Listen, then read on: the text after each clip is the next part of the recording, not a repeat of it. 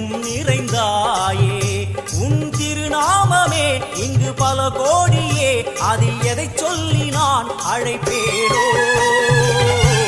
எல்லாம் வல்ல தாயே, எங்கும் நிறைந்தாயே. எல்லாம் வல்ல தாயே, எங்கும் நிறைந்தாயே.